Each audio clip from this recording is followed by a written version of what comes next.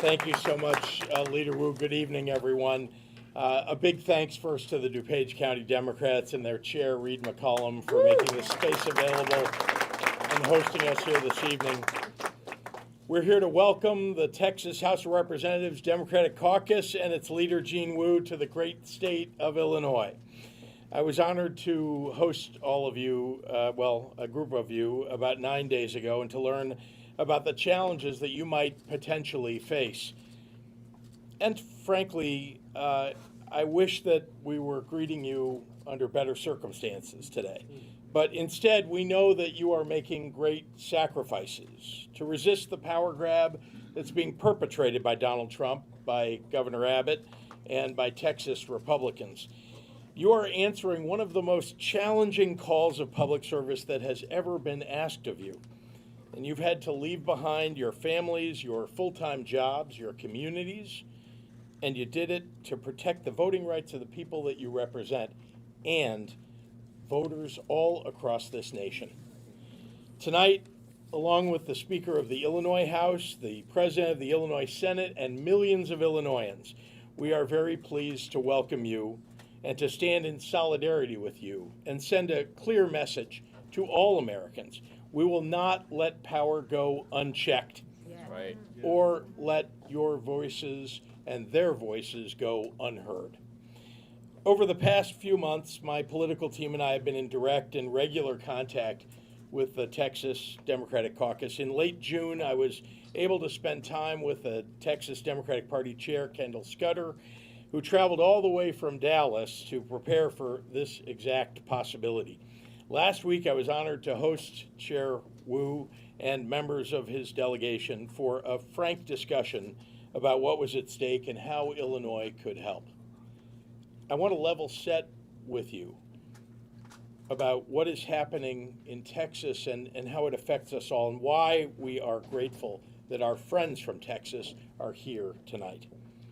Since Donald Trump came into office, he has taken calculated and explicit steps to grab unprecedented power and to silence his dissenters. He has ignored federal orders, federal court orders, encroached on states' rights, and he has strained our Constitution. As his cruel agenda reared its ugly head, Trump saw his poll numbers tanking and has begun to see that Republicans will likely lose control of Congress in 2026. When you try to tear health care away from veterans and seniors and people with disabilities, and stop food assistance for the most vulnerable working families in America, and raise prices on everyday groceries, all to fund tax breaks for the wealthiest people in this country, then voters are likely going to throw your party out. So Trump came up with a new scheme, rig the system by ramming through a corrupt mid-decade redistricting plan that would steal 5 congressional seats, silencing millions of voices, especially Black and Latino voters. Let's be clear, this is not just rigging the system in Texas. It's about rigging the system against the rights of all Americans for years to come. Now, Texas Republicans submitted to the president's orders and took steps to advance Trump's Texas takeover. And while Texas Democrats have been trying to work across the aisle to deliver disaster relief after the devastating floods in central Texas, Republicans chose to use the tragedy as political cover to cheat. That brings us to today.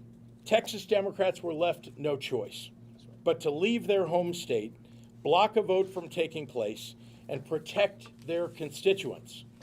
This is a righteous act of courage, and we can all take a page from these leaders' playbook.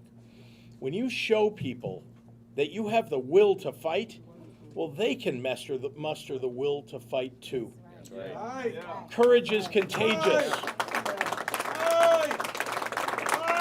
I am very proud that Illinois Democrats have been in this fight from day one of Donald Trump's presidency. In the coming days and weeks, Illinois will partner with the Texas House Democratic Caucus to put a spotlight on the danger that Trump and Texas Republicans pose to all Americans.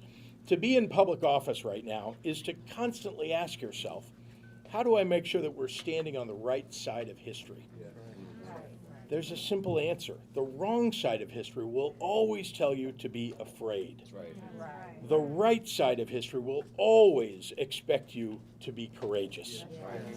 Expect courage from people around you, and it will show up. Expect fear, and fear will rule the day. Let the courage of these leaders be an example to the rest of the country. I'm proud to stand side by side with our friends from Texas today, and we'd be happy to take your questions. Mr. Thank you. Wu, Mr. Wu, can you talk about what is going